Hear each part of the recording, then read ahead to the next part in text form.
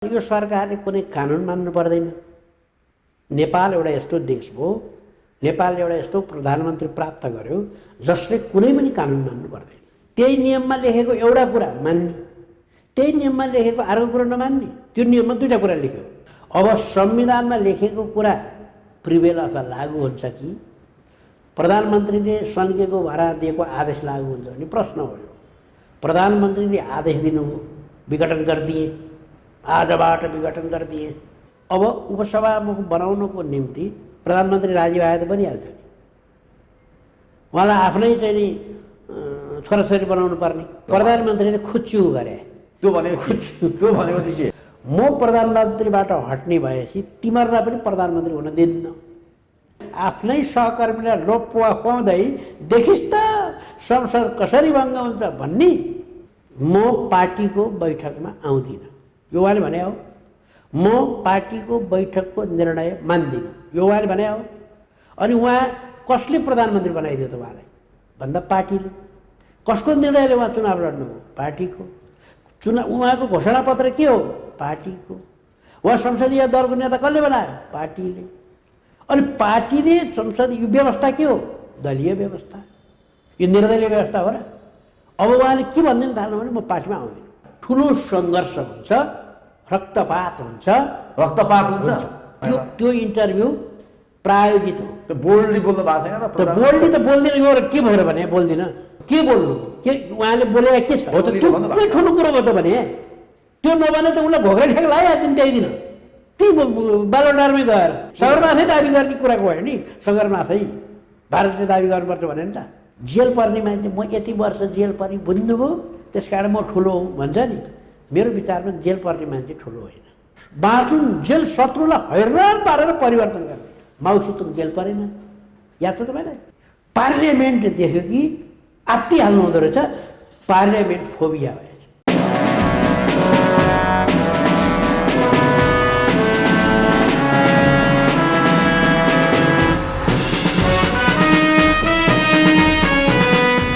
नमस्कार, हेडलाइन विशेषमा तपाईँलाई हार्दिक स्वागत छ। आजका हाम्रो अतिथि हुनुहुन्छ राष्ट्रिय सभा सदस्य रामनारायण बिडारी। बिडारीजी, यहाँलाई हेडलाइन विशेषमा स्वागत छ। धन्यवाद। आराम हुनुहुन्छ? ठिक छ। के छ यो लोगो देखिरहेको छ, तपाईँहरूले त लोगोसम्म लाउन पाउनु भएको छ। प्रतिनिधि सभाका माननीयहरूले त्यो पनि लाउन पाउनु भएको छैन क्या अरे अहिले? मेरो विचारमा त उहाँहरूले लायो हुन्छ, लाउँदा हुन्छ, किन नहुनु? तर लाएको देखिँदैन नि त बिडारी। कसैले लाछन् क्यारे, कसैले लाएको छैनन् क्यारे। त्यो पनि मिश्रितै छ। त्यस्तै लाग्छ मलाई। अब बिडारीजी, मैले अब तपाईँ एउटा कानुनको विद्यार्थी भएको हुनाले मैले कानुनी प्रसङ्गबाट नै मैले सुरुवात गर्न चाहेँ। अहिले जसरी गएको हामी मङ्सिर 30 गते स्मरण गरौँ, त्यति बेला जुन किसिमको विधेयक आयो, त्यो विधेयकलाई टेकिएर चाहिँ संवैधानिक आयोगका पदाधिकारीहरू नियुक्ति गरिए। र विगतमा हामीले कानुन सम्बद्ध कुरा गर्ने हो भने संसदीय सुनवाई समितिमा त्यहाँनिर सुनवाई हुन्थ्यो होइन। 45 दिनसम्मको समयावधि रहन्थ्यो क्या अरे। 45 दिनसम्ममा यदि समितिबाट सहमति भएन, त्यो खालको निर्णय गर्न सकेनन् भने स्वत लेजिटिमेसी प्राप्त हुन्थ्यो। तर 45 दिनभित्रमा चाहिँ त्यहाँबाट सहमति नभए पनि बहुमती आधारमा पनि जाने प्रक्रिया थियो क्या अरे। तर अहिलेका जो नियुक्त भएका छन् उनीहरूलाई अहिले सरकारले दिन गरेर बसिरहेको छ भन्ने समाचारहरू बाहिर आइरहेका छन्। अब यिनीहरूको अहिले नियुक्ति भएका व्यक्तिहरूको लेजिटिमेसी कुन अवस्थामा प्राप्त हुन सक्छ वा सक्दैन? पहिला त मैले मङ्सिर 30 गते अध्यादेश जारी गरे हो। अध्यादेशलाई टेकेर गरियो। त्यो अध्यादेश भनेको संविधानको विरुद्धमा छ। नम्बर 1, संसद 6 महिनाभित्र एक अधिवेशन र अर्को अधिवेशनको समयावधि 6 महिनाभन्दा बढ्ता हुनु हुँदैन भन्ने संवैधानिक प्रावधान छ। 6 महिना हुनलाई 10-12 दिन 15 दिन कति बाँकी हुँदा अध्यादेश जारी गरिएको छ। यो यसो हेर्दा दुराशययुक्त छ। किनभने 10 दिन पछाडि 15 दिन पछाडि त संसदै बस्नु पर्थ्यो। तर गरियो के भने जालसाजीपूर्वक काम के गरियो भने, फ्रड भन्छन् नि, के गरियो भने मङ्सिरको चाहिँ नि 30 गते निर्णय भयो भनेर मङ्सिरको पुसको 5 गते मात्रै भनियो। निर्णय सार्वजनिक भयो। यदि मङ्सिरको 30 गते त्यो निर्णय भएको भए मङ्सिरको 30 गते किन नभने आज हामीले यस्तो निर्णय गऱ्यौँ भनेर। त्यो बिचमा केही समय लाग्ने त्यस्तो केही हुँदैन हुँदैन। अनि मङ्सिरको 30 गते त्यो निर्णय गरेको होइन भन्ने कुराको प्रमाण जनताले देख्ने गरी छ। त्यो के हो भने राष्ट्रिय सभाका अध्यक्ष गणेश प्रसाद तिमिल सिन्हाज्यूले बीबीसीलाई इन्टरभ्यू दिनुभएको छ त्यही 30 गते बेलुका साँझ। 30 गतेको बेलुकी साँझ बीबीसीमा अन्तर्वार्ता आयो। त्यो अन्तर्वार्तामा उहाँले के भन्नुभएको छ भने हामीले कुनै पनि निर्णय गरेका छैनौँ। दोस्रो, प्रधानमन्त्रीले 5 गते त्यो नेकपाको स्थायी समितिमा 30 गते कुनै निर्णय भएको छैन भनेर बोल्नु भएको छ। यो कहिलेको कुरा गर्नुभयो तपाईँले? यो चाहिँ 5 गते, यो चाहिँ पुसको 5 गते। अब यो जुन दिन संसद विघटन गर्यो यो कुराको प्रमाण नागरिक दैनिकले छापेको छ न्युज। त भनेपछि मङ्सिरको 30 गते केही पनि निर्णय भएर रहेनछ। तर निर्णय भएको थियो लुकाइयो भन्ने कुरा आयो नि त। पक्नुहोस् न, निर्णय भएको भए त त्यही दिन भनिन्थ्यो निर्णय भएर रहेनछ। अब 5 गते कहिले हो त भन्दा 5 गते चाहिँ उहाँहरूले यो निर्णय सार्वजनिक गर्नुभयो। त्यो 5 गतेको निर्णय गरे होला, सार्वजनिक गर्नुभयो। त्यसमा पनि अर्को कानुनी तर्क छ। उहाँहरूले बैठक बोलाउँदा संवैधानिक परिषदको ऐन, संवैधानिक परिषद ऐन अनुसार उहाँहरूले बैठक बोलाउनु भयो। उहाँहरूले निर्णय गर्दा चाहिँ संवैधानिक परिषद अध्यादेश अनुसार निर्णय गर्नुभयो। ए बैठक बस्दा ऐनलाई टेकियो र निर्णय गर्दा अध्यादेशलाई टेकियो। तेस्रो कुरा, अध्यादेशबाट कतिजना मान्छे भयो भने कोरम पुग्छ त भनेर अध्यादेशमा 4 जना मान्छे चाहिन्छ। अध्यादेशमा पनि 4 जना पक्नुहोस्। उनीहरू पटमूर्ख हुन्, उनीहरूले 3 जना भए पुग्छ भन्ठाने छन्। त्यो 4 जनाको चाहिँ अलिकति सुन्नु बताउँछु, अलिकति क्लियर गरिदिनुहोस्। उनीहरूले 3 जना हुने गरी बनायौँ हामीले भनेर अध्यादेश जारी गरेछन्। तपाईँ अध्यादेश त हेर्नु पनि हेरे किन नहेर्नु? अनि त्यो अध्यादेशलाई चाहिँ नि अध्ययन गर्दा के देखियो भने 4 जना नभई बैठक बस्न सक्ने देखियो। किनभने त्यहाँ प्रष्ट रूपमा के भनेको छ भने अध्यक्ष सहित बहुमत सदस्यहरू, अध्यक्ष सहित बहुमत सदस्यहरूको उपस्थितिलाई गणपूरक सङ्ख्या मानिनेछ भनेको छ। अध्यक्षको काउन्ट गर्न भएन, मिलेन। किन अध्यक्ष सहित भन्यो अनि बहुमत सदस्य भनेपछि जम्मा अहिले सदस्य कतिवटा कायम छन् त? 4 जना छन्। अध्यक्ष बाहेक 4 जना सदस्य छन्। 4 जना सदस्यको बहुमत भने कति? 2 जना त बहुमत हुँदैन, 2.5 जना पनि बनाउन सक्छ। 3.5 त हुँदैन। त्यसकारण 3 जना चाहियो। भनेपछि 3 जना चाहियो। 3 जना चाहियो। त्यो 3 जना सदस्य चाहियो। तर प्रधानमन्त्रीले त्यहाँ काउन्ट गर्न अथवा अध्यक्षलाई काउन्ट गर्न मिल्दैन न। त्यो ऐन एउटा विशेष ऐन हो। त्यो ऐन अरू ऐनसँग जस्तो छैन। त्यसको परिभाषा खण्डमा प्रष्ट लेखेको छ, अध्यक्ष भन्नाले अध्यक्षलाई जनाउने छ, अनि सदस्य भन्नाले सदस्यलाई जनाउने छ। अरू ऐनमा चाहिँ के हुन्छ भने सदस्य भन्नाले अध्यक्षलाई पनि जनाउँछ भन्ने हुन्छ। अरू ऐन त्यो उल्लेख छैन, त्यो छैन। त्यसकारणले छोटकरीमा बुझ्दाखेरि त्यो कोरम नपुगेको बैठकले निर्णय गर्यो। भने कोरम पनि पुगेन। अब मैले के 3टा कुरा भने, एउटा त निर्णय नै फ्रड गर्यो, 30 गते नभएको निर्णय 30 गते भयो भन्यो। 2 नम्बर कुरो के हो भने कोरम नपुगिकन नै कोरम पुग्यो भन्यो। 3 नम्बर कुरो के हो भने संविधानले 6 जना व्यक्ति, मुलुकको 6 जना व्यक्ति, बडा व्यक्तिहरूलाई संवैधानिक परिषदमा राख्यो। तर ऐन बनाउँदा कार्यविधि पो बनाउन पाउने हो त? त्यो थपघट गराउन पाउने? त्यो चाहिँ पदाधिकारीहरू सदस्यहरू यति आए कोरम पुग्छ, उति आए कोरम पुग्छ भन्न पाइन्न नि। किनभने त्यो त संवैधानिक अङ्गको चाहिँ 5वटा मान्छे 6वटा मान्छे राखेको छ त्यहाँ त्यो संविधानले। अब तेस्रो अब त्यसपछि यो त त्यो बेलाको कुरा हो। अब तपाईँले अहिले सुनवाईको कुरा गर्नुभयो। अब सेकेन्ड कुरा सुनवाई सरकारको स्वेच्छाचारी जुन कदमहरू हुन्छ त्यसलाई रोक्ने त सर्वोच्च अदालत नै होला होइन? हो। अब म बताउँदैछु त्यो। अब त्यहाँनिर त अहिले जुन इजलास छ त्यसमा त प्रधान न्यायाधीश हुनुहुन्छ, त्यो च्याप्टरमा आउँछ आउला। अब मैले दोस्रोमा गएँ। तपाईँले अहिले मलाई के भन्नुभयो, यति त मालाफाइड इन्टेन्सन भन्छन् नि, दुराशय कुरा भन्छन् नि, त्यो कुरा मैले भने। त्यस कारणले पनि यो प्राइमरी फेसमा नै, प्रारम्भिक अवस्थामा नै यो चाहिँ निर्णय शून्य छ, नम्बर 1। नम्बर 2, सुनवाईको बारेमा के हो त भनेर तपाईँको प्रश्न भयो। 45 दिन नागेपछि स्वतः नियुक्ति हुन्छ भने हो कि के हो? सरकारले त्यही दिन काउन्ट गर्दै बसेको सरकार के गर्छ? यो सरकारले कुनै कानुन मान्नु पर्दैन।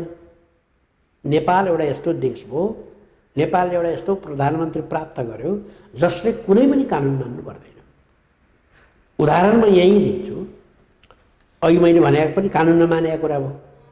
6 महिनामा अधिवेशन नबोलाएको, अधिवेशन बोलाउने बेलामा अध्यादेश जारी गरेको, अध्यादेश जारी गर्दा गणपूरक सङ्ख्या नपुर्याएको, अध्यादेश जारी गरेर भनेको निर्णय त्यो मितिमा नभएको, फर्ड गरिएको। त्यति मात्रले नपुगेर जुन दिन त्यो निर्णय गरे भनेर एनाउन्स गर्यो त्यही दिन सुनवाई गर्ने निकाय भङ्ग गरिदियो, विघटन गरिदियो। अब सुनवाई गर्नुपर्ने निकाय भङ्ग गरिदिने अनि सुनवाईको लागि आफैले सिफारिस गरी पठाउने। त्यो सिफारिस गरेको कसले? प्रधानमन्त्रीको अध्यक्षतामा। कसलाई पठाएको? सुनवाई गर्न पठाएको। सुनवाई गर्ने प्रतिनिधि सभा कसले भङ्ग गरे? प्रधानमन्त्रीले भङ्ग गरे। आफैले सुनवाईको निम्ति पठाउने, आफै त्यो सुनवाई गर्ने संस्था भङ्ग गरिदिने। त्यही त अब 45 दिन अब यति हो। 45 डेज। अब संविधानले के भन्छ भनेर हेर्नु पर्यो। संविधानले संवैधानिक निकायका पदाधिकारी वा सर्वोच्च अदालतका न्यायाधीशहरूको सुनवाई हुनेछ। सुनवाईपछि नियुक्ति हुनेछ। यो संविधानको व्यवस्था। सुनवाई हुनेछ, सुनवाईपछि नियुक्ति हुनेछ। यसको अर्थ के हो? यो म्यान्डेटरी हो। यसको अर्थ के हो? बाध्यात्मक हो। सुनवाई गरे पनि हुने, सुनवाई नगरे पनि हुने संविधानले भनेन। उसले सुनवाई गर्नै पर्छ भन्यो। यो संविधानले नै भनौँ, संविधान कि यो संयुक्त संसद कार्य सञ्चालन नियमावलीले भनेन। केमा चल्छ? यो केमा बेस हो? 284 धारा संविधानमा छ। अब त्यति भयो। त्यति भइसकेपछि अब नियमावली बन्यो। नियमावली बनाउँदा के गर्यो? 45 दिनसम्म सुनवाई हुन सकेन भने स्वतः नियुक्ति हुन्छ भनेर केमा लेख्यो? नियमावलीमा लेख्यो। अब लाटो मान्छेलाई सोध्नुहोस् त, संविधानमा चाहिँ गर्नै पर्छ भन्यो, नियमावलीले चाहिँ 45 दिन लागेपछि नगरे नि हुन्छ भनेर संविधानलाई विपरीत लेखेको कुराहरू विपरीत बाजिने गरी बनाउन बाजियो नि। त्यही त बनाउन मिल्छ त? त्यस्तो बनाउन मिल्दैन, त्यो गलत हो। अब सुन्नुहोस्, अब त्यस पछाडि चाहिँ नि कुरा के आयो भने यहाँभन्दा अगाडि पनि केही त्यस्ता सुनवाई नभइकन नियुक्ति भएको छ, जस्तो मुस्लिम आयोग। अब त्यो मुस्लिम आयोगमा सुनवाई नभएको के भने त्यो बेला संसद थियो, समिति थियो, समितिमा प्रवेश गरेका थियो। समितिले अनुसन्धान गर्दा त केही समय लाग्यो। समिति थियो, समितिले सुनवाई गर्दै थियो। उसले अब जानेर वा नजानेर 45 दिनभित्र गरेन, अहिले के छ? सुनवाई समिति छैन। हाम्रो संविधानले सुनवाई समितिको कार्यकाल कति भनेको छ? प्रतिनिधि सभाको कार्यकालभरि हुनेछ भनेको छ। प्रतिनिधि सभा छैन त अहिले, त्यो स्वतः विघटन भयो। अब सुनवाई समिति छैन भने सुनवाई गर्न पठाएको कुरा सुनवाई समितिमै पुगेन। त्यही त के हुन्छ बताउँदैछु। सुनवाई समितिमै नपुगेपछि अब जबसम्म सुनवाई समिति खडा हुँदैन, जबसम्म सुनवाई समितिको जन्म हुँदैन, जबसम्म सुनवाई समितिमा प्रवेश संसद पुनर्स्थापना हुनु पर्यो। जबसम्म संसदीय समिति सुनवाई समितिमा प्रवेश हुँदैन तबसम्म सुनवाई हुँदैन। त्यो 45 दिन काउन्ट हुँदैन। यसो कुनै हिसाब किताब हुँदैन?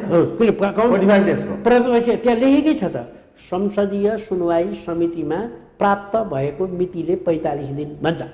संसदीय सुनवाई समिति नभएपछि, जस्तो मलाई केही कुरा बुझाउनु भनेर पठाएको, मैले बुझेको मितिले 15 दिन भन्यो, तर मेरो मृत्यु भइसकेको छ भने मैले बुझे हुन्छ?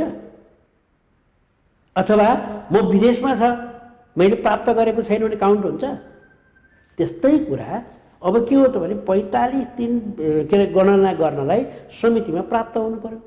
समितिमा प्राप्त नभएपछि त्यो कहिले हुन्छ? अब समिति जन्मिन्छ। भेग कुरा हो नि बिडारीज्यू, भेग होइन, अब हुने नै त्यही हो नि। समितिमा भेग भयो नि त सुनवाई नगरी त भोलि उहाँहरूले भोलि होइन 45 दिन क्रस भइसकेपछि आफ्टर 45 डेज उहाँहरू चाहिँ अब त्यहाँ बस्नु होला, कति निर्णय गर्नु होला, काम गर्नु होला, अनि यो त एकपछि अर्को गर्दै यहाँले सुन्नु न भने अनुसार त जबरजस्ती गर्ने भए त तपाईँले म चाहिँ नि तपाईँले आजको मितिमा म पनि अख्तियार दुरुपयोग अनुसन्धान आयोगको सदस्य भई भन्नु हो नि के अर्थ? त्यस्तै हो अब उहाँहरू जाने। किनभने सुनवाई नगरिकन उहाँहरू पदस्थापन हुँदैन।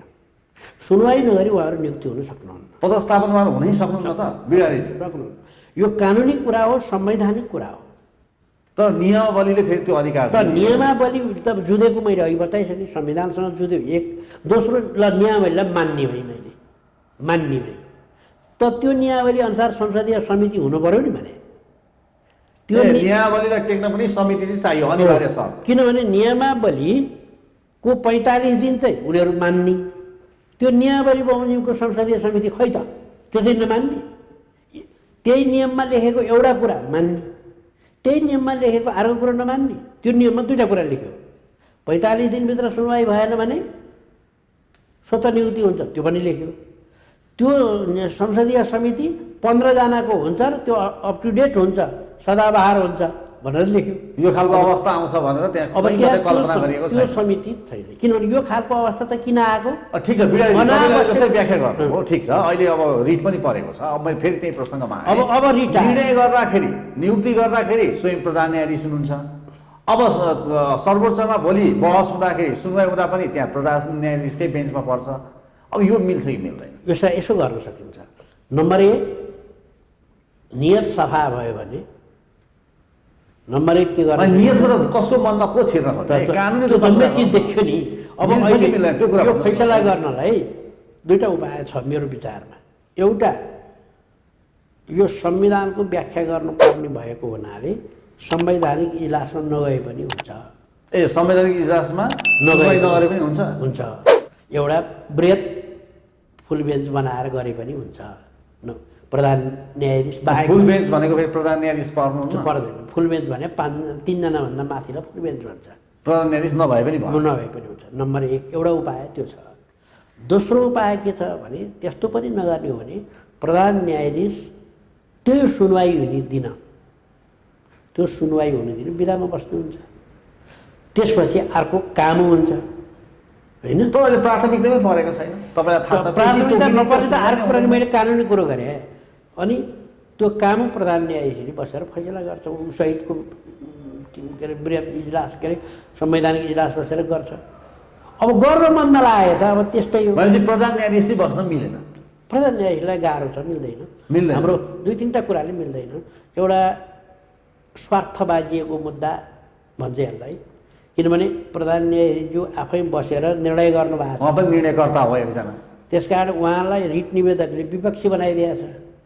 विपक्षीमा प्रधान न्यायाधीश सर्वोच्च अदालत विपक्षी बनाइदिएको छ।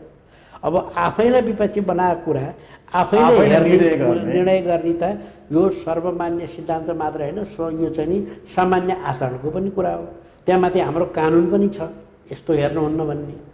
त्यसो भएको हुनाले अब बिडाजी, एकातिर 45 दिनको समय क्रस भइरहेको छ। तपाईँले अलिकति त्यो 45 दिनको कुरालाई पनि यहाँ कानुनी रूपमा केही जानकारी गराउनु भयो। अर्कोतर्फ चाहिँ जसरी रिट परेको छ सर्वोच्चको प्राथमिकतामा नपरेको हो कि भन्ने जस्तो पनि देखिन्छ। यो वास्तवमा महत्त्वका साथ सर्वोच्चले अथवा अदालतले नहेरे पनि हुने विषय हो या महत्त्वका साथ हेर्नुपर्ने हो? अहिले किन प्राथमिकतामा पर्दैन? पेशी तोकिन्छ, सुनवाई हुँदैन, किन? यसो भयो होला। अब यो महत्त्वपूर्ण कुरा होइन। प्रतिनिधि सभा आउँछ, त्यसपछि गरौँला भने होला। त्यो त तपाईँको मनको कुरा भयो। तर अहिलेको स्थितिमा गराइ नै त्यही भयो नि।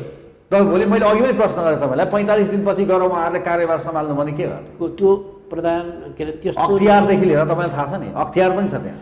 अख्तियारदेखि लिएर होस् न, मैले संवैधानिक कुरा गरे हो, सुनवाई बेगर नियुक्ति हुँदैन। त्यही त, यो कुरालाई अदालतले बेलैमा टुङ्ग्याइदिएदेखि त अदालतले नटुङ्ग्याए पनि हुँदैन, नटुङ्ग्याए झन् हुँदैन। टुङ्ग्याएर गर्ने हुन्छ भन्यो भने पो गर्न पर्यो त, नटुङ्ग्याएपछि त। तर विचाराधीन अवस्थामा त गयो नि यो, होइन? अब संविधानले निर्दिष्ट गरेको कुरा पुरा नभएपछि अहिले उहाँहरूले नियुक्ति पाउनुहुन्न। उहाँहरूले नियुक्ति नपाएपछि कहिले पाउनुहुन्छ त भने त्यो सिफारिस कायमै रहन्छ। त्यो सिफारिस कायमै रहेपछि जब प्रतिनिधि सभा आन्दोलनबाट स्थापित भए पनि, अदालतबाट स्थापित भए पनि, चुनाव गरेर निर्वाचनबाट स्थापित भए पनि, प्रतिनिधि सभा स्थापित भएपछि अनि सुनवाई समिति गठन हुन्छ। सुनवाई समितिमा दुईटै संसदको सदस्य हुन्छन्, प्रतिनिधि सभाको 12 जना हुन्छन्, राष्ट्रिय सभाको 3 जना हुन्छन् भनेर नियमावलीमा लेखिएको छ। त्यसरी 15 जनाको हुन्छ। त्यो 15 जनाको समितिले अनि सुनवाई गर्छ। अब मैले कानुनी प्रसङ्ग नै जोडेँ बिरारीज्यू। अहिले समग्र हेर्दाखेरि यो त अहिले हामीले यो संसदीय के अरे संवैधानिक आयोगको नियुक्तिको प्रसङ्ग उठान गऱ्यौँ। अदालतलाई किन बिचमा पारिदिएछ भन्नुहोस् त? अदालतले जुनसुकै निर्णय गरे पनि वाद र विवाद आउने स्थिति त अहिले भयो नि वातावरण। त्यो किन, कसको जिम्मेवारी, यो किन यस्तो स्थिति आयो? यसमा मेरो अदालतलाई त्यसरी बिचमा पार्न पाइन्छ त बिरारीज्यू? मेरो चाहिँ कुरा के छ भने यसमा अदालत सधैँ बिचैमा हो, होइन? यहाँ त यस्तो स्थिति मात्रै मुद्दा होइन, जुनसुकै भोलि निर्णय भए पनि यहाँ त समर्थन र विरोधका कुराहरू आउँछ। म तपाईँलाई बताइहाल्छु, रामबहादुर स्याङतानले वीरबहादुर स्याङतानलाई कुट्यो भन्ने मुद्दा पर्यो भने पनि अदालतले दुईटालाई त जिताउँदैन। दुईटा मात्रै एउटाले जिताउँछ, मैले माने। अनि एउटाले त्यो फैसलाको विरोध गर्छ, एउटाले त्यो फैसलाको। अहिले हेर्नुहोस् न, संसद पुनर्स्थापनाको विकल्पै छैन भनेर एउटा पक्ष भनिरहेछन् नि। अब अर्को पक्षले के भनिरहेका छन् भने लोकतान्त्रिक देशमा त्यही संविधानलाई जोगाउनको लागि निर्वाचनको विकल्प छैन भनिरहेछन्। भोलि अब पुनर्स्थापना गर्यो भने ती हामीले पहिल्यै भनेका थियौँ पुनर्स्थापना हुन्छ, हामीले जे भन्यो त्यही भयो कि भएन भन्ला नि एक पक्षले। अर्कोले फेरि सडकमा उफ्रेर चाहिँ अदालतले चाहिँ यो सिस्टमकै विरुद्धमा चाहिँ निर्णय गरेर भनिदेलान् फेरि। अब यता मध्यावधिको निर्वाचनको गऱ्यो भनेदेखि चाहिँ मैले त पहिल्यै भनिसकेको थिएँ निर्वाचनको विकल्प छैन, निर्वाचनको पक्षमा लोकतन्त्र गणतन्त्रको पक्षमा निर्णय हो भने एक थरीले भन्लान्। अर्को चाहिँ मध्यावधि निर्वाचनको किन गर्यो, संसद पुनर्स्थापना गर्नुपर्ने संविधानै कोल्याप्स हुने खालको निर्णय चाहिँ अदालतबाटै भयो भने अर्को थरी उफ्रेर यो राम्रो हो, यो वातावरण आउनु? त्यो होइन, त्यो भन्नेले भनिरहन्छ। न्यायाधीशले अदालतले संविधान हेरेर, कानुन हेरेर, विधिशास्त्र हेरेर निर्णय गर्छ। अनि यस्ता जिम्मेवार व्यक्तिहरूले अदालतले दबाब दिन मिल्छ त? कहिले दबाब दियो? प्रधानमन्त्री आफूले दबाब दिनुभयो होला। अरूले हामीले त के भनेका छौँ भने मैले दुवै पक्षबाट दबाब छैन, मेरो विचार छैन। पुष्पकमल दाहाल प्रचण्ड प्रधानमन्त्रीज्यूले दबाब दिइरहनु भएको छ। अब राष्ट्रपति ज्यूले नै त्यो निर्वाचन आयोगको प्रतिवेदन बुझ्दाखेरिमा निर्वाचनको तयारी गर्नुहोस् भनेर उहाँले भन्नुभयो। त्यो पनि अलिकति डिप्लोमेटिक तरिकाले त्यो पनि दबाबै हो कि भन्ने जस्तो लाग्छ। यसरी अदालतलाई बिचमा हाल्न मिल्छ? यो आफूले भनेका कुरा हुन्। अदालतले दबाब खप्दैन, सुन्दैन। यदि अदालतलाई हामीले स्वतन्त्र, सक्षम, प्रभावकारी र तटस्थ बनाउन सकेका भए, हामीले त्यही ठानेका छौँ। त्यस कारणले माधव नेपालले, प्रचण्डले खास ठुलो त्यस्तो दबाब दिए जस्तो मलाई महसुस हुँदैन। प्रधानमन्त्रीले भनेको अभिव्यक्तिहरू सुन्नु भएको छैन सार्वजनिक कार्यक्रममा बिरारीज्यू? अनि उहाँहरूले भन्छ यो संविधान अनुसार अदालतले गर्छ। पुनर्स्थापना किन हुन्छ भने प्रधानमन्त्रीलाई विशेषाधिकार, संसद विघटन गर्ने विशेषाधिकार छैन। हामीले संविधानमा बनाएका छैनौँ, संविधानमा त्यो प्रावधान छैन। यो बेलायतको जस्तो संसदीय व्यवस्था होइन, यो भारतको जस्तो संसदीय विघटन गर्ने अधिकार चाहिँ कसलाई रहेछ त? त्यो बताइदिनुहोस् न। यो विघटन गर्ने अधिकार यो नेपालको 2047 सालको संविधान जस्तो होइन। ठिक छ, क्लियर कट छैन भन्नुभयो तपाईँले। ठिक छ, अधिकार कसलाई छ त विघटन गर्ने? विघटन यो अमरो त प्राप्त छ। एउटा विघटन गर्ने भन्ने कुरा नै खराब कुरा हो। तपाईँले मान्य चुनेर, प्रतिनिधि सभा चुनेर 5 वर्षको लागि पठाउनुहुन्छ। त्यो केमा लेखिएको छ? संविधानमा लेखिएको छ। एउटा प्रतिनिधि सभाको सदस्यको पदावधि 5 वर्षको हुन्छ। त्यो कसले लेखे? संविधानले लेखे। तपाईँहरूले लेख्नु हो भएको त संविधानमा लेखे। अब संविधानमा लेखेको कुरा प्रिभेल अथवा लागू हुन्छ कि प्रधानमन्त्रीले सन्केको भरा दिएको आदेश लागू हुन्छ भने प्रश्न हो। यो प्रधानमन्त्रीले आदेश दिनुभयो, विघटन गरिदिए, आजबाट विघटन गरिदिए भन्नुभयो।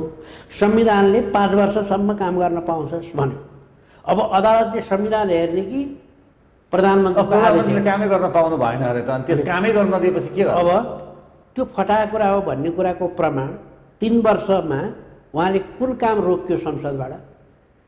खै कामै गर्न संवैधानिक आयोगमा पनि धुरुक्कै बनाएर भागभण्डा मागेर नियुक्ति नै गर्न पाउनु भएन अरे। सबै आयोगहरू काम गर्न नसकेर ठप्प भए। त्यो संसदले गरे होइन नि, त्यो त संवैधानिक परिषदको कुरा होला। त्यहाँ पनि त जोडिएका व्यक्तिहरू पनि छन् नि त, सभामुख हुन्छन्, उपसभामुख त तपाईँहरूले अहिलेसम्म बनाउनै सक्नु भएको छैन। विघटन भइसक्यो, उपसभामुखै छैन। उपसभामुख कसले बनाउनु पर्ने? सांसदहरूले, माननीयहरूले, दलहरूले। हो, दलले बनाउनु पर्ने होइन। अब उपसभामुख बनाउनको निम्ति प्रधानमन्त्री राजी भए त बनिहाल्थ्यो नि। उहाँलाई आफ्नै चाहिँ नि छोराछोरी बनाउनु पर्ने, नक्कली छोराछोरी बनाउनु। कसरी मिल्छ? सत्तारूढ दल अहिले पो यो खालको अवस्था आयो। सत्तारूढ दलको सभामुख र उपसभामुख हुन्छ।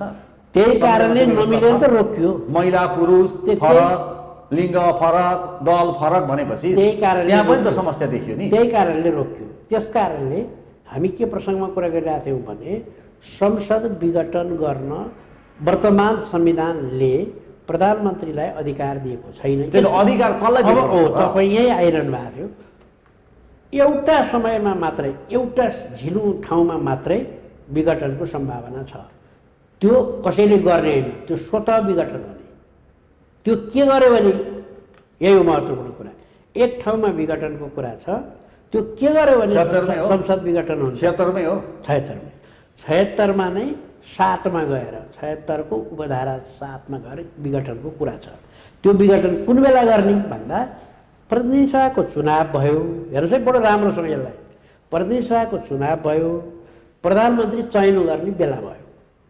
प्रधानमन्त्री चयन गर्न उपधारा 1 बमोजिम नि सकिएन, उपधारा 2 बमोजिम नि सकिएन, उपधारा 3 बमोजिम नि सकिएन, उपधारा 4 बमोजिम नि सकिएन भने उपधारा 5 बमोजिम एउटा बहादुर निस्किन्छ। त्यहाँ त्यो को हो भने प्रतिनिधि सभाको सदस्य मध्ये कुनै एक।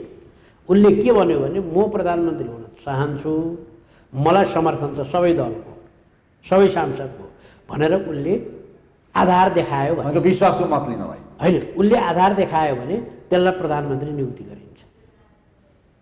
त्यो प्रधानमन्त्रीले 30 दिनभित्र विश्वासको मत लिन सकेन भने, विश्वासको मत लिन सकेन 30 दिनभित्र भने त्यो प्रधानमन्त्री पनि असफल भयो। अब संसदले प्रधानमन्त्री नै चयन गर्न नसक्ने भयो। त्यस्तो संसद हो जसले प्रधानमन्त्री चयन गर्न सक्ने भयो भने त्यस्तो संसद विघटन हुन्छ। त्यो विघटन भएको संसदको विघटनको सिफारिस चाहिँ त्यो बेला कायम भएको प्रधानमन्त्री हुन्छ नि, लास्टको बहादुर, कोही बहादुर, एकल हो, त्यसले चाहिँ नि राष्ट्रपतिलाई भनिदिन्छ, सिफारिस गर्छ। यो संसदले प्रधानमन्त्री बनाउन सकेन, चुन्न सकेन, त्यस कारणले यो विघटन भएको सिफारिस गर्दछु भन्छ अनि राष्ट्रपतिले विघटन गर्छ। अनि हामीले यो किन बनायो? त्यो बनाउने ठाउँमा लेख्ने ठाउँ छ नि संविधान सभा, त्यसमा कार्यदल थियो। त्यो कार्यदलको मेम्बर म पनि हुन्थेन सदस्य। अब 5 जनाको चाहिँ अर्को विज्ञ टिम थियो। त्यो 5 जनाको विज्ञ टिममा म पनि, त्यसमा पनि हुन्थेँ। अब भने हामीले त्यहाँ छलफल गर्दा सुभाष नेमाङ यही भन्नुहुन्थ्यो, कुनै पनि हालतमा संसद विघटन हुने गरी, संसद विघटन हुने गरी गिरिजा प्रसादले जुन धोका दिए संसद विघटन गरेर 2048 सालमा, त्यस कारणले त्यस्तो गर्नुहुन्न। यही कुरो केपी शर्मा ओलीले भन्थे, यही कुरो अग्नि खरेलले भन्थे। अहिले त सुभाष नेमाङको पनि बोली त परिवर्तन भयो, उहाँ पनि कानुनको विद्यार्थी हो। अब त्यसो भए बोली परिवर्तन त मान्छेले गर्छ र उहाँ अहिले धेरै यस विषयमा बोले जस्तो मलाई लाग्दैन। त्यसो प्रधानमन्त्रीले के चाहिँ गर्न खोज्नु भएको ल भन्नुहोस् न त। प्रधानमन्त्रीलाई गर्न चाहिँ के खोजेको? प्रधानमन्त्रीले खुच्चु गरे। त्यो भनेको चाहिँ के? खुच्चु भने के भने मलाई प्रधानमन्त्रीबाट हटाउन खोज्यौ,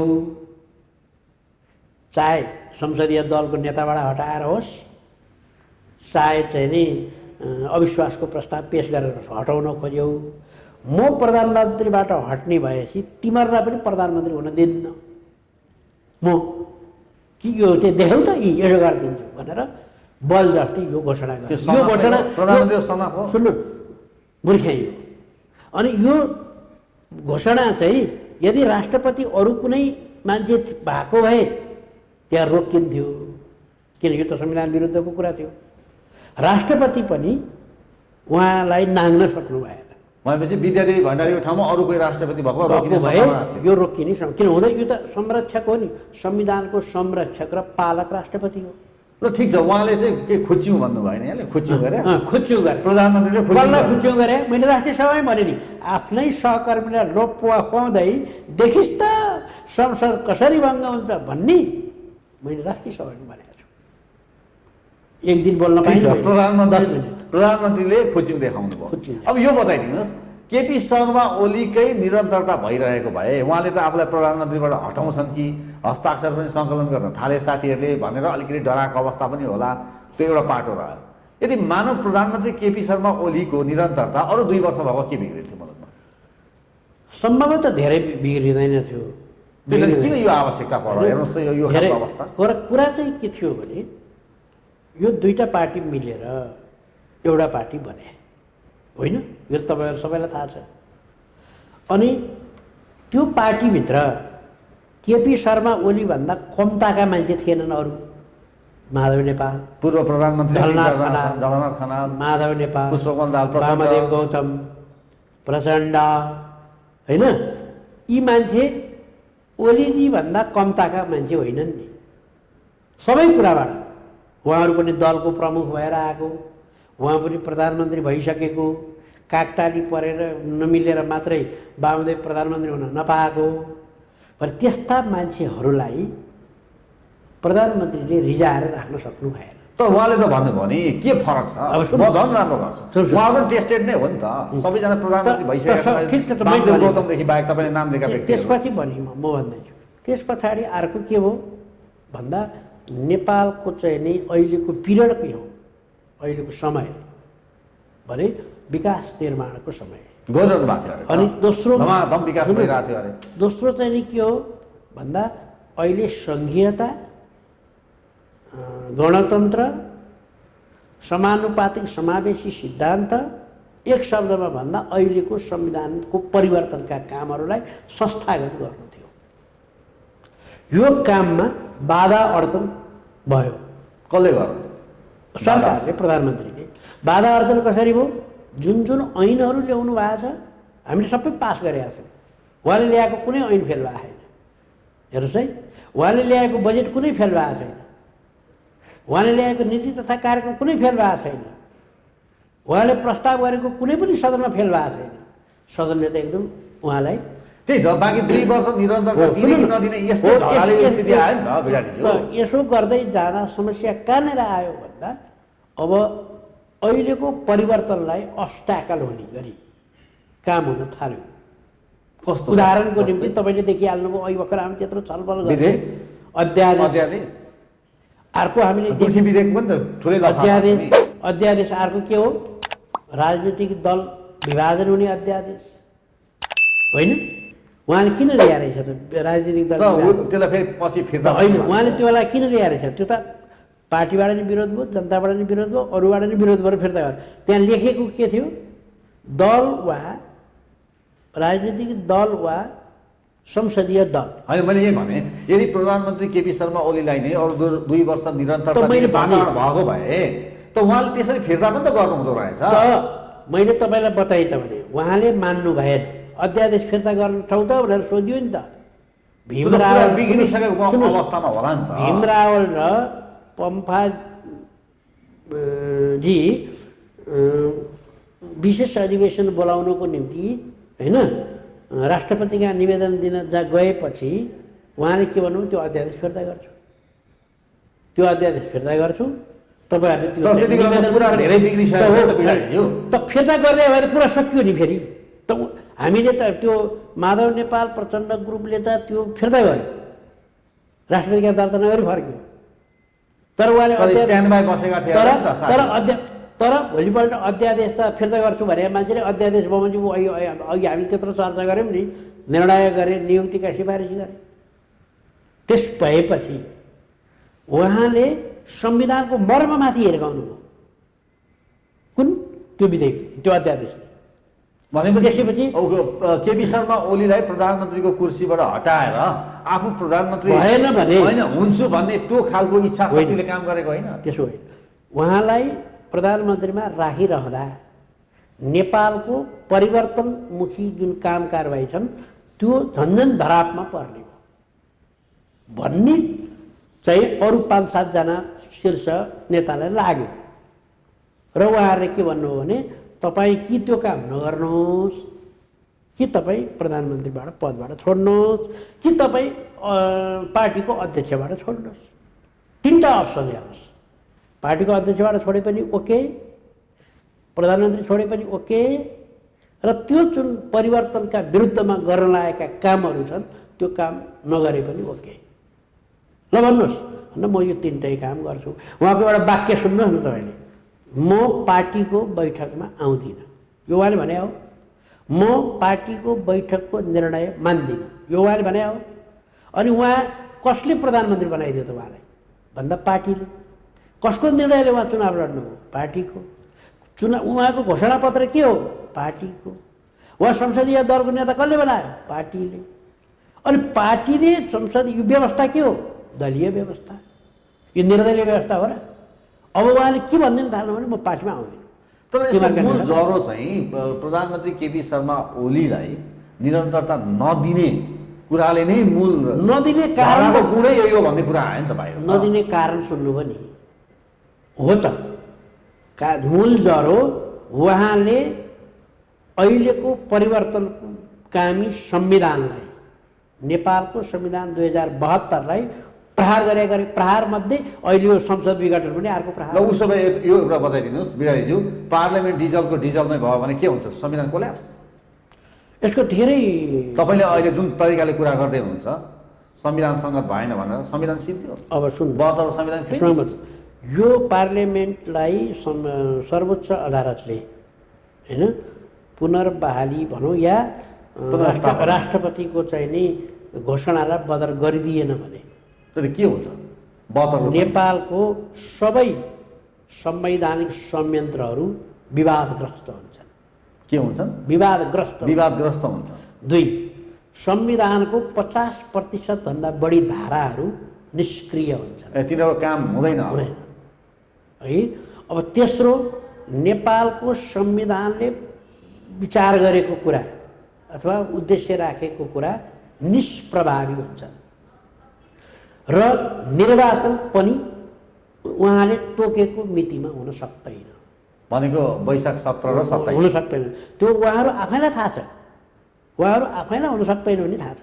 ठिक छ, भनेपछि अहिलेको उपलब्धि घुम्छ कि घुम्दैन यो? अनि त्यसो भएको प्रदेश सरकार पनि छ। हो, त्यसो भएको कारणले गर्दा अत्यन्तै क्रुसियल पिरियडमा पुग्छ। यो पुर्याउनु पर्ने कसले हो? यो संविधानको घोर विरोधी को हो भन्नुहोस् त? राजावादीहरू यो संविधान घोर विरोधी हुन्, सडकमा आइरहेछ। अनि यो संविधानको घोर विरोधी को हुन्? एकदम खाँटी कम्युनिस्ट हो भन्नेहरू विरोधी हुन्। अनि यो संविधानको छिमेकीहरू को हो? भारत, ऊ यो संविधानको विरोधी हो। यो संविधान खतम पार्नको निम्ति लाग्ने भए र संसारमै नभएको कम्युनिस्ट पार्टीको सरकार, पृथ्वीमा कम्युनिस्ट पार्टीको सरकार साह्रै थोरै ठाउँमा, त्यो चाइनामा छ, कोरियामा छ, त्यस्तै अरू 1-2 ठाउँ सानो होला। तर संसारमै नभएको करिब 2/3 पुग्न लागेको कम्युनिस्टलाई छिन्न भिन्न गराउनु थियो। त्यही त यो अहिले उपलब्धि घुम्छ कि घुम्दैन? अब छिन्न भिन्न गराउनु थियो त, अब यो छिन्न भिन्न भयो, 2 टुक्रा त भइसक्यो। अहिलेको संघीय लोकतान्त्रिक गणतन्त्रमा आज हामी छौँ, त्यो उपलब्धि घुम्छ कि घुम्दैन? धेरैले चासो र चिन्ता यसमा राखेको छ। त्यो उपलब्धि घुम्ने खतरा खतरा मात्रै कि घुम्छ नै? पार्लियामेन्ट डिजलको डिजल भयो। तर हामी पनि छौँ नि फेरि बाँकी पृथ्वीमा, हामी पनि छौँ। हामी भन्नाले अरू पार्लियामेन्ट डिजलको डिजल भयो भने संघीय लोकतान्त्रिक गणतन्त्र अथवा अहिले पछिल्लो समयमा उपलब्धि भएका कुराहरू घुम्छन् कि घुम्दैनन्? त्यो अहिले टक्राकै घुमिहाल्छ भन्नु मिल्दैन। त्यो रफ्तारमा अगाडि बढ्छ, ठुलो सङ्घर्ष हुन्छ, रक्तपात हुन्छ। रक्तपात हुन्छ। त्यसो भए सडकमा सङ्घर्ष हुन्छ, त्यसपछि चुनाव हुँदैन। चुनाव नभएपछि देश अनि अब चुनाव कसले गराउने लाग्नुहोस्। त्यही त, चुनाव कसले गराउने, सरकारको नेतृत्व कसले गर्ने त ठुलै कुरा गर्नु। यो सबै गराउन यो उद्देश्य यही हो। फेरि अन्ततगत यो डिजल्भ गर्नुको मेन उद्देश्य यही हो। यो डिजल्भ किन गर्नु पर्यो भन्दा कम्युनिस्टलाई फुटाउनु पर्यो, कम्युनिस्टको सरकार ढालिदिनु पर्यो, देशमा अस्थिरता ल्याइदिनु पर्यो, यो संविधानलाई कोल्याप्स गरिदिनु पर्यो। के गरी हुन्छ भनेर तपाईँले भारतको ठुला ठुला दिग्गज नेपाल सम्बन्धी विज्ञहरूको लेख अन्तर्वार्ता सुन्नु भएन? हामी सफल भयौँ, ओलीजी अब हाम्रो कुरामा हिँड्नुहुन्छ, ओलीजीको अब भारत मित्र हो। कहाँ भारतीय एउटा न्युज च्यानललाई त एकदम काउन्टर दिएर तगडा इन्टरभ्यू दिए। त्यो काउन्टर तपाईँलाई सोध्यो भने त्यही भन्नुहुन्छ तपाईँले। ठुलो भाइ तपाईँ सानो भाइ, भारतले ठुलो भाइ हो। त्यो इन्टरभ्यू प्रायोजित हो। त्यो बोल्डली बोल्नु भएको छैन र? बोल्डली त बोल्दिनँ यो के भएर भने बोल्दिनँ त्यत्रो। त्यो बोल्डली के बोल्नु, के उहाँले बोलेको के छ? के को दाजुभाइ हामी त एउटै हो। यो कुरा सधैँ सबैले भन्छन् नि, के उहाँले मात्रै हो र? तर एउटा सुन्नु, दुईटा सोभरेन स्टेट अमेरिका र नेपाल पनि बराबर हो। के ठुलो कुरो भयो त भने? त्यो नभने त उसलाई घोक्रे ठेक लगाइहाल्थ्यो नि त्यही दिन, त्यही बालोटारमै गएर जनता सेटिङमा हो त अन्तर्वार्ता। त्यो प्रायोजित हो। त त्यही च्यानलले फेरि प्रधानमन्त्रीको बारेमा विभिन्न किसिमका नराम्रा बनाएको रिपोर्ट समाचार हो। त्यो सबै अब फच्या। अब त ज्वाइँ पाले जसो गरी ल्याएर हेलिकप्टर चढाएर नेपाल घुमाएर सगरमाथा पनि दाबी गर, बुझ्यौ? होइन, सगरमाथै दाबी गर्ने कुरा गयो नि। सगरमाथै भारतले दाबी गर्नुपर्छ भने नि त। त्यो एकदम तगडा एन्सर लागेन त है? त्यो के अन्तर्वार्ता हेर्नु भएन? पुरै हेरेँ मैले, पुरै हेर्नुभयो। फेरि मलाई तपाईँलाई व्यक्तिगत भन्नु होला भने म ओलीजीको विरोधी थिइनँ र होइन, अहिले पनि होइन। अहिले पनि होइन, यत्रो कुरा गरिरहनु भएको छ होइन भन्नुहुन्छ? ओलीजीले गर्नुभएका आजकालका कामको विरोधी हो। अहिले वर्तमान अवस्था। किनभने म त ओलीजीलाई चाहिँ नि हिजो मैले चिन्ता त उहाँ त खाँटी कम्युनिस्ट हुनुहुन्थ्यो। कम्युनिस्ट राजनीति गरेको कारणले मान्छे मारेको अभियोगमा उहाँ जेल पर्नुभयो। उहाँ त हुन त मेरो अर्को एउटा पनि प्रिन्सिपल छ, हेर्नुहोस्, जेल पर्ने मान्छे म यति वर्ष जेल परि बुझ्नुभयो त्यस कारण म ठुलो हो भन्छ नि। मेरो विचारमा जेल पर्ने मान्छे ठुलो होइन। किन केपी ओलीले तास खेलेर 14 वर्ष बिताउनु जेलमा? जेल पर्ने मान्छे किन? विचारमा ओलीले 14 वर्ष जेल बस्दाखेरि तासै खेलेर त बिताउनु भएन होला। बताउँछु भने जेल पर्ने मान्छे किन ठुलो होइन भने त्यो त शत्रुको पन्जामा पर्ने खालको मान्छे रहेछ। शत्रुले समात्न सक्ने मान्छे। अब ठुलो मान्छे त को हो? शत्रुले समात्न नसक्ने, बाँचुन जेल, शत्रुलाई हैरान पारेर परिवर्तन गर्ने। माउसितुङ जेल परेन, याद छ तपाईँलाई? परेन। त्यसो एक हुना पुष्पकमल दाहाल प्रचण्ड पनि जेल परेन। जेल पर्ने त असफल व्यक्ति। तपाईँले प्रचण्डको पक्षमा त बोलिरहनु भएको छैन? होइन, मैले संसार प्रचण्ड पनि परे होला नि, अरू पनि होला नि जेल नपर्ने। अब अहिले विप्र पनि परे छैन। जेल पर्ने मान्छे भनेको शत्रुको पन्जामा पर्न सक्ने, त्यो पिञ्जरामा त्यो शत्रुले नियन्त्रण लिन सक्ने मान्छे। अनि बाँचेको पनि शत्रुको दयामायाले बाँचेको हुन्छ। उदाहरणको निम्ति जेल परेको मान्छेलाई सरकारले मारिदियो भने सक्दैन, पहिला मारिदियो, सुखानी जङ्गलमा लगेर मारिदियो, जेल सरुवाको नाममा मारिदियो, सरकारको दयामायामा बाँचेको हुन्छ त्यो अवस्था जेल पर्ने। बिराजी म फेरि यहीँ गएँ। अहिले धेरै भविष्यको चिन्ता छ। तपाईँले खतराको बाटोको सङ्केत गर्नुभयो र एन्डिङको पनि अन्ततगत यो खालको अवस्था आउन सक्छ भन्ने कुरा गर्नुभयो। तपाईँलाई के लाग्छ अब अहिलेको अवस्थालाई मिलाउन सक्ने त्यो खालको वातावरण हुने सम्भावना कतिको छ? छैन। सर्वोच्च अदालतको फैसलाले प्रधानमन्त्रीले घोषणा गरेको, सिफारिस गरेको, राष्ट्रपतिले घोषणा गरेको संसद विघटनको निर्णय उल्टियो भने मुलुक ट्र्याकमा आउँछ। मात्र एउटै विकल्प हो। अनि ट्र्याकमा किन आउँछ भने संसद जिउँदो हुन्छ। संसद भनेको जनताको प्रतिनिधि हो। त्यसले के गर्छ सरकार त्यसैले बनाउँछ। भने जे हुन्छ संसदबाटै हुन्छ। संवैधानिक अङ्ग फुलफिल कसले गर्छ त्यसैले गर्छ। जे हुन्छ संसदबाटै हुन्छ। तपाईँ त्यही भन्नुभयो। अब अहिले जस्तो राष्ट्रिय सभाको कुरा गर्दाखेरि राष्ट्रिय सभाको पछिल्लो तपाईँहरूको बैठक चाहिँ काम न काजको बैठक हो भन्ने कुराहरू आयो। त्यसमा तपाईँले पनि बोल्नु भएको थियो। राष्ट्रमा खुब बोल्नुहुन्छ तपाईँ होइन, दर्शकले पनि मन पराएर आउँछन्। काम न काज के थियो बैठक? मलाई चाहिँ हाम्रो प्रधानमन्त्री एउटा तपाईँलाई याद छ, कुकुरलाई रेबिज रोग लाग्यो भने हाइड्रोफोबिया हुन्छ। हाइड्रोफोबिया भनेको पानी देख्न साथ डराउने। त्यो कुकुरलाई त्यो पानीले के पनि गर्दैन। त्यो कुकुरले त्यो पानी खान गए खान पाउँछ, तर उसलाई देखेपछि डराउँछ। प्रधानमन्त्रीज्यूलाई चाहिँ पार्लियामेन्ट देख्यो कि आत्तिहाल्नु हुँदो रहेछ, पार्लियामेन्ट फोबिया भएछ।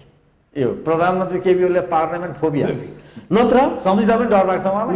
नत्र राष्ट्रिय सभा थियो, जनताको कुरा भनिराखेका थियो, यो संसद विघटनको बारे पक्ष विपक्ष थियो, त्यहाँ दुवै थरी कुरा आएको थियो, विभिन्न प्रकारका चाहिँ काम त्यहाँ भइराखेका थिए। तपाईँले निकै विरोध गरिदिनुहुन्छ, प्रधानमन्त्री निकै विरोध गरेर भन्नसम्म भनिदिनुहुन्छ। तिन दिन चलाए पनि राम्रोसँग नचलाइकन एक दिन प्रधानमन्त्रीले भाषण गरे सिद्धिको, त्यो पनि तपाईँले सुन्नु भयो क्या अरे? एक दुई बस्नु भएको थियो तपाईँ? मलाई त्यो दिन मेरो फेरि मैले हुन चाहिँ त्यो दिन धेरैले सुनेनछन्, मेरो चाहिँ म चाहिँ त्यो फेरि ढाँट्न जान्दिनँ। म त्यो दिन हेटौँडा गएको थिएँ, बाटा आउँदा आउँदै 2:30 बजे। प्रधानमन्त्रीको सम्बोधन हुँदैछ, तपाईँ हेटौँडा जाँदैन? मलाई थाहा थिएन नि त्यो। शनिबार म हेटौँडा गएको, त्यो आइतबार थियो होइन। तपाईँलाई जानकारी अब प्रधानमन्त्रीले त्यति छिटो त्यो भङ्ग गर्छन् भन्ने थाहै छैन मलाई। तपाईँ म बाटामा आउँदा आउँदै बाटो कान्तिराज पासबाट आएको हुनाले, ठाउँ ठाउँमा बाटो मर्मत निर्माण भइराखेको हुनाले ढिलो भयो। तैपनि म जान्थेँ होला, अरू पनि गएनन् भन्ने कुरा खबर भएपछि ढिलो के जानु त, भाषण सिद्धिसकेपछि हाजिरी गर्न मात्रै के जानु, भत्ता खान मात्रै भन्ने लागेर मैले त्यो दिन म अनुपस्थित भएँ, हाजिरै गरेको छैन मैले। हाजिरी छैन? हस् त बिराडीजी, यहाँले हामीलाई हेडलाइन विशेषमा समय दिनुभयो, कुराकानी गरिदिनु भयो, यहाँलाई धेरै धेरै धन्यवाद छ। मेरो पनि सबै दर्शकहरूलाई, तपाईँको टिमलाई मेरो नमस्कार। नमस्ते।